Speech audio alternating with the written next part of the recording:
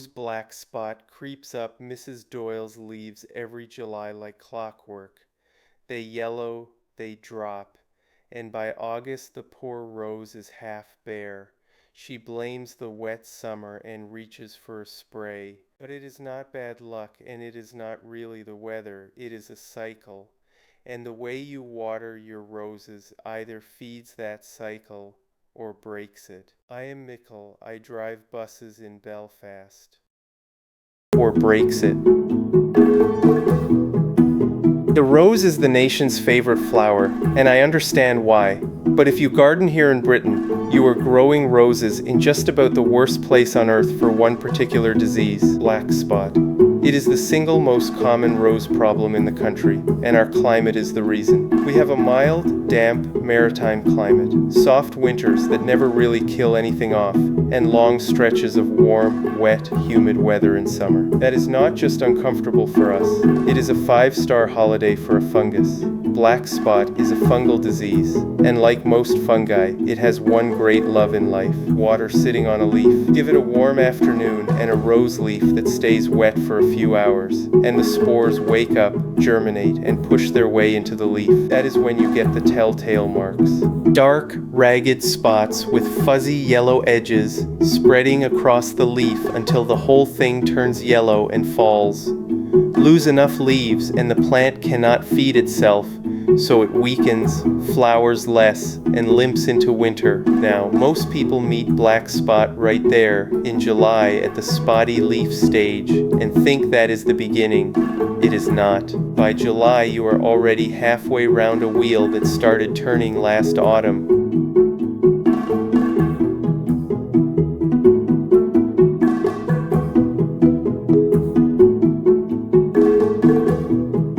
So let me show you the whole wheel, because once you see it turning, you know exactly where to jam a stick in the spokes. It starts in autumn. Those infected leaves drop to the ground, and the fungus does not die with them. It settles in and quietly overwinters, sleeping on the fallen leaves and on any spotted stems left standing, waiting out the cold under your rose. Then spring arrives, and the roses push out lovely, fresh, clean new leaves. And here is the exact moment the trap springs. It rains. A drop of rain lands on an old infected leaf lying on the soil, and it splashes. That splash throws microscopic spores up into the air, and they land on the new leaves just above. Now the spore has a fresh leaf and a film of rainwater to germinate in, so it infects. And a few weeks later, you have this year's black spots. Those spots make more spores. The next rain splashes them onto more leaves, and round it goes all summer, climbing higher up the plant. And autumn comes, the infected leaves drop, and the fungus tucks itself in for another winter. It is a loop. Last year's disease is next year's disease, carried across the winter on fallen leaves and delivered back up by a splash of water. And that single word, splash, is the connection almost nobody makes.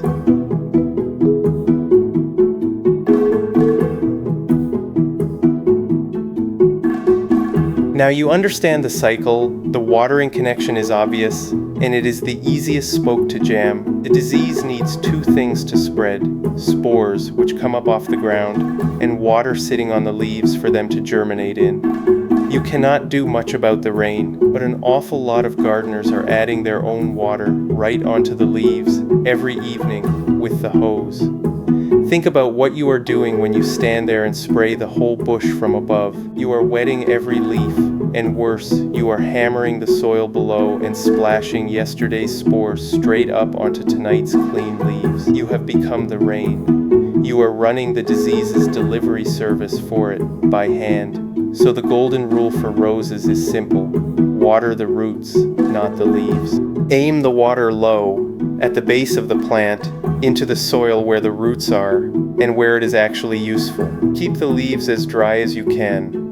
A rose with dry leaves is a rose the fungus struggles to get a grip on, because you have taken away the puddle it needs to move house. It is the same reason we hose a bus down at the depot in the morning and let it dry through the day, not last thing at night. Wet metal sitting damp in the dark all night is how the rot starts.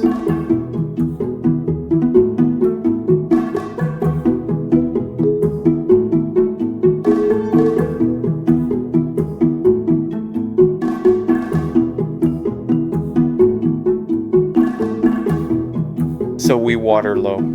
But how much and when? Here is the good news that surprises people.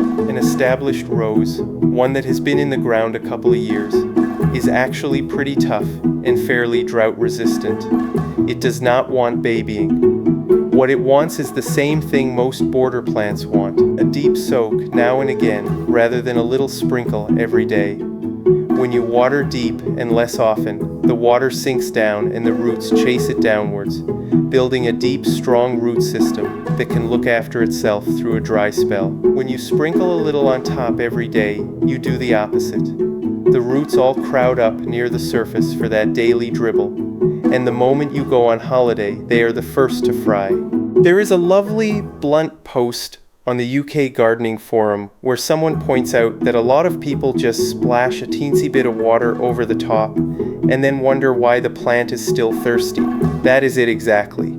A proper soak beats a daily tickle every time, and the best time to do it is the morning. Water in the morning and any stray splashes on the leaves dry off fast in the day's warmth. Water in the evening and the leaves sit wet and cold all night, which is precisely the long damp spell Black Spot has been praying for.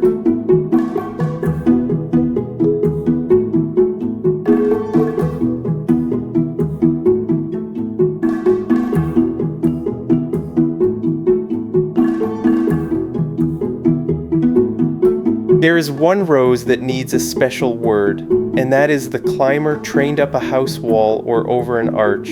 These are the ones people forget and then wonder why they struggle. A rose against a wall is sitting in what we call a rain shadow. The wall, and often the overhang of the roof above it, blocks the rain from ever reaching the soil at its feet. You can have a proper downpour, the whole street soaked, and the ground right at the base of that climber stays bone dry. So the plant that looks the most romantic is quietly the thirstiest and the most neglected in the garden. I have watched a beautiful climber die slowly against a warm wall for exactly this reason, and the owner swore blind they never needed to water it because it is always raining. It never rained on that rose. So climbers and wall roses need you to bring the water to them, deliberately and deeply, right at the base, because nature never will. But, and this matters, the same rule still holds even here. Water the soil at the foot of the wall, low and slow. Do not blast the water up the wall and all over the leaves to save yourself bending down, or you will simply set that lovely climber up for a summer of Black Spot.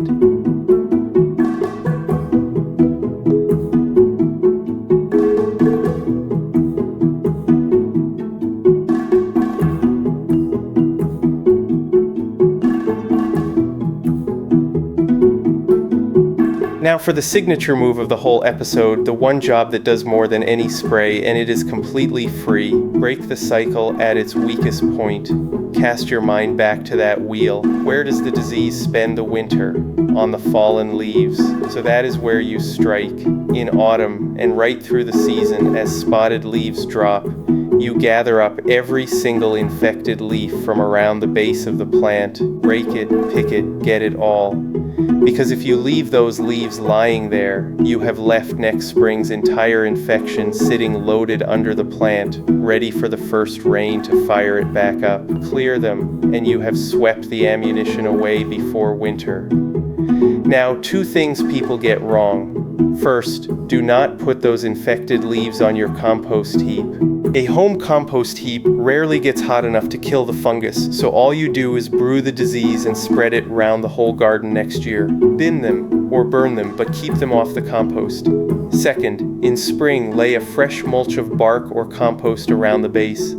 That does two jobs at once. It smothers any stray spores still on the soil so the rain cannot splash them up, and it locks moisture into the roots so you water less. Add a naturally tougher, disease-resistant variety when you are buying new, and you have jammed the wheel in 3 places at once.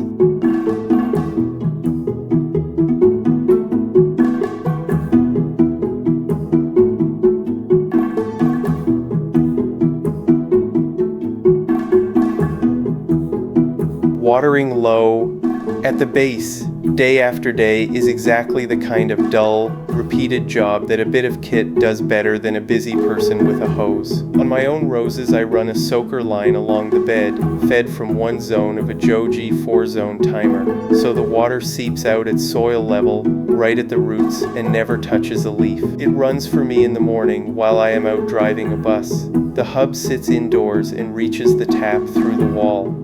Now, if you have got 2 rose bushes, a watering can aimed carefully at the base does the very same job, and I would keep your money. But if you have got a long border of them, keeping every leaf dry by hand every single morning is where a soaker line and a timer quietly earn their place.